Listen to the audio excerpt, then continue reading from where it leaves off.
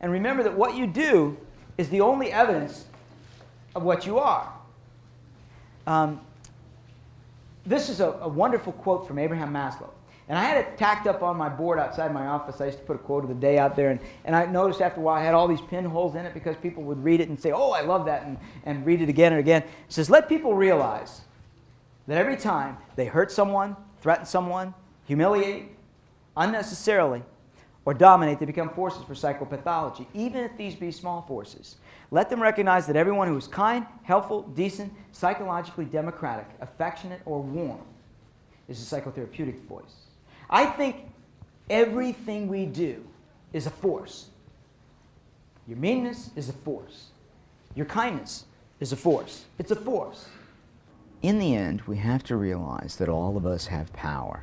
And even if you look at history and the most influential figures in human history, it's really not Stalin or Hitler, but it's those people who did not exercise power over people, but with people. And you think of Martin Luther King and you think of Gandhi and Mother Teresa. What they did on a day-to-day basis was to have power with people instead of over people. And I think that we as human beings, we look and we say, well, gee, if I had $1 million, it'd be nice. Then I could give that to some wonderful foundation, or I could give that away to some cause. And you know what? Most of us aren't going to have like $1 million that we can do, but we're going to have 1 million opportunities that we can reach out and do some small thing for another human being. Millions of opportunities in our lifetime. And I feel so lucky in my lifetime to have had so many people that I've connected with and so many mentors. And I've come to believe that education is in those small, selfless acts, not in some large thing or some special talent or some special degree that people have. Leo Buscaglia once said, the opposite of love is not hate, it is apathy. And what I believe about that, what I love about that is that I agree, is that once we become apathetic, we stop seeing people in pain, we stop seeing people hurting, and we stop having the ability to help them out. Merle Shane said a wonderful thing, and he said, loving can cost a lot, but not loving costs a lot more. We need each other now, and we need to connect with each other now more than at any other time in human history. We need to stay connected to each other. We have to be careful because we get involved in this thing. Why should I care? Why? It doesn't make any difference. I was standing in a 10-item or less line, and you know what this is like? You know it's like Murphy's Law when you choose a line?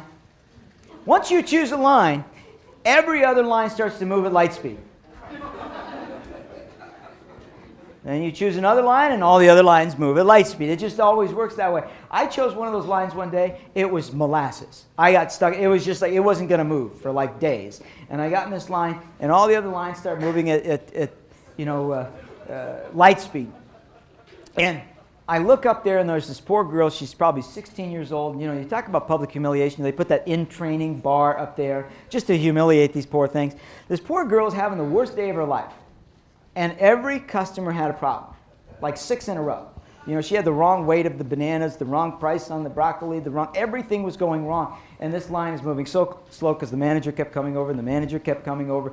And she's like 16 years old. You can see she's just getting frazzled, and the check wouldn't clear, and now it was the Visa, right? And she's doing this over and over. Finally, we work our way up in the line. She's leaning on the counter, and she's got these tears in the corner of her eyes. She's just distraught, and she's practically shaking. She can hardly help herself. It's the worst day of her life.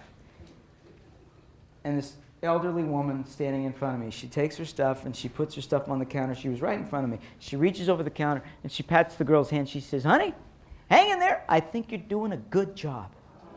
And the girl, she just kind of stands up, and she says, you just made my day. And now let's just back up, the rest of us guys, because we're in the line going, why don't they get more lines open? Why don't, and we're complaining about life not meeting my needs. And what I believe about life is that when we become apathetic, we stop seeing people in pain. And here's this elderly woman who says what did she take? She took a few seconds, a handful of words, she changed the girl's day. And what I think, she may have changed the girl's life. Because that girl's going to be standing in some line, she's 20 years later, and she's standing in line, she's seeing some poor girl having the worst day of her life. What do you think she's going to remember about her first day on the job? She's going to remember that act of kindness. You know, and I really believe that about life. I think the only evidence of what you are is what you do, not what you say. I'm a kind person. I'm a loving person. I'm a compassionate person. And then we watch you when you go into Denny's or a restaurant and say, "Where's my coffee?" You know, I'll believe it when I see it. It's what we do, not what we say we are, what we do.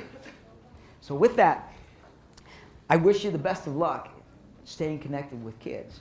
And to think about those 5 ways that we can stay connected just by kind of taking a step backwards and doing our best for those kids. Thank you so much. Thanks. Thank you. Thank you. Thank you. Thanks, and enjoy your evening. Thank you.